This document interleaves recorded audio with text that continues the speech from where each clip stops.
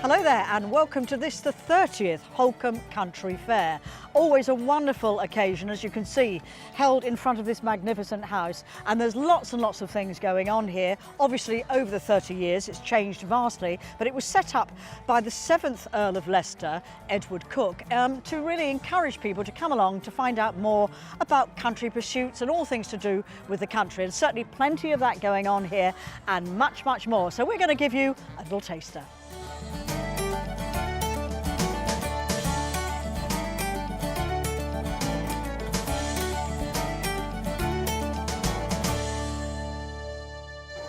Obviously an event like this needs a lot of organisation and a lot of people helping, and I have one of the main men here with me, and the name Atchison is somewhat familiar to us because your brother Nick comes in to see us from time to time. I believe he does. Yeah, I've got a lot to live up to. We're in the HQ here, really, Organisers HQ, and it's wonderful because people who've helped and work with you here come and get a bit of refreshment and can sit down, get out of the rain. Absolutely. Yeah, unfortunately it's raining, but it'll stop. Well, it's all part of being British, isn't it? Let's face it, we have to have the rain. The show will go on. The show will go on. So, obviously over the 30 years that it's been going, it's a biennial. Biennial event. Yeah. So it's not 30 years It's then, about it's more. 1978 that the first show. It must have changed a lot in that time. Yeah. It has changed, but the ethos is still the same. The shows were started to teach the children of Norfolk about the ways of the country, so that our heritage, our sports, our skills are there to be seen and enjoyed and to be carried on by future generations. So what sort of things do you have here today that they can come along and enjoy, not just children? We range from ferrets to the red arrows. I think is probably as a good spectrum. Well, it's a wonderful event, and I dare say that you're already planning the next one for 2 years' time. We are. Because it takes that long, no doubt. It does, it's a constant process. But it's a special occasion, and thank you very much for letting us come and have a look. It's a pleasure. Thanks for coming.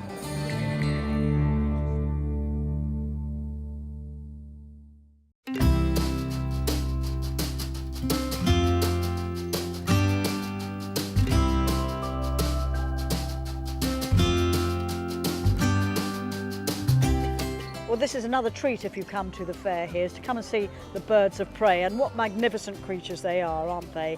Hello to you, this is Charlotte. Who is this I've got here? This is Bushmills. He's a long-eared owl. He's only 11 weeks old, so he's very much a baby.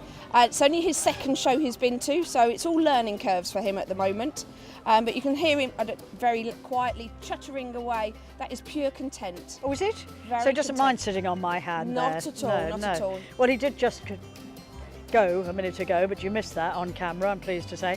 And who have you got there? And I've got Jerry here. He's a 2-year-old kestrel, a 2-year-old male, because he's got the grey head and the grey tail. So it's quite clearly a male for us, and he's just got dripped on by the rain. But you are here to demonstrate. I know the Yes. weather's probably been a little bit tricky today, but how did you and why did you start this up? Many years ago, when I left school, I wasn't sure what I wanted to do. I didn't feel I had a direction I was going in. My father and I went to a falconry centre, and I just found these birds absolutely amazing and fascinating to be around. And I spent more and more time with them over the years. And worked in many places all over the world. Well, they're very beautiful. I wish I could do that with my head, turn it right round. But there you are. It's got our back. I think you've had enough now, haven't you? Okay, I get the hint. Yeah. Well, thank you. Thank you Lovely. very much.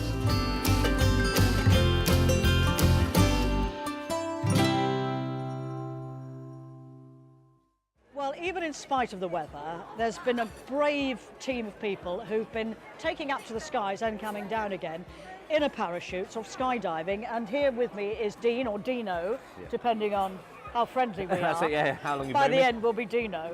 And wonderful display, seeing you there. How many of you take part? So we've got a team of 4 on this particular occasion because we use a helicopter, so that's the maximum we can lift in the helicopter.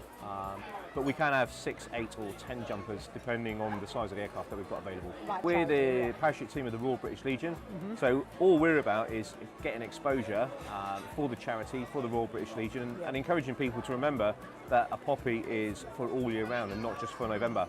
And again, getting the recognition for the Royal British Legion. Well, it's a fantastic site, and I know you're going to be, hopefully, will it matter if it's raining later? Will you still be able to go up there? If or? it's fully raining and the clouds, so we need to be able to see the ground from where we are in the air. Yeah. So if we've got solid clouds too low, then we won't be able to jump because we need to have a visual with the ground. Well, otherwise, yes, what would you do? Just keep going?